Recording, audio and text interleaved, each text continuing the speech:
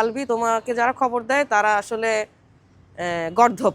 ওর কাছে নাকি নিউজ গেছে যে বাইরে মানুষ দাঁড়ায় আছে, ও বের হইলে মানুষ ওর উপরে হচ্ছে মব সৃষ্টি করবে, ওকে মারবে, মানে ছিঁড়ে ফেলবে যা যা। এয়ারপোর্টে সিকিউরিটি কি আপনাদের নতুন করে আমাকে শিখাইতে হবে? ও এত দেশ ঘুরছে, এতবার গেছে দেশের বাইরে, মানে চাইলেই এয়ারপোর্টে যে মব করা সম্ভব? তাহলে তো আমার মনে হয় না কোনো নেতা যারা হচ্ছে গিয়ে এয়ারপোর্ট দিয়ে পালাই গেছে বা দেশে ফিরছে, কত কিছুই তো হয়েছে মাঝখানে, হলো না? কত কিছু সমস্যা হলো।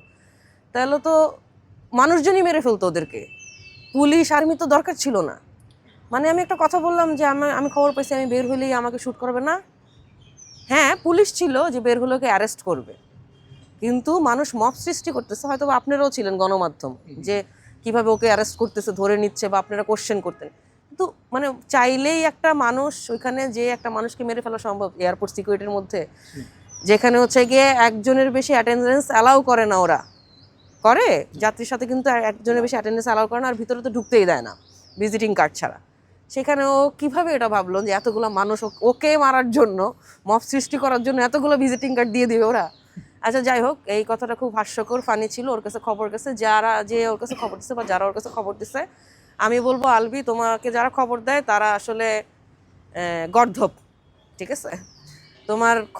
তোমাকে যারা নিউজ দেয় তারা আরও স্মার্ট হওয়া উচিত, আরও স্মার্ট পিপল তোমাকে নিউজ দেওয়ার জন্য তোমার কাছে রাখা উচিত, কারণ তোমাকে খুব উল্টাপাল্টা নিউজ দেয় ওরা। তুমি যেটা বলছো যে তোমার আশেপাশের মানুষজন হচ্ছে গিয়ে ইকরাকে কান পরা দিত, ম্যানিপুলেট করার চেষ্টা করতো। আসলেই তুমি মানে তোমার আশেপাশে এমন মানুষজন রাখছো যে আসলে ওরা ম্যানিপুলেট করতো, তুমি রাখছো কেন এমন মানুষজন?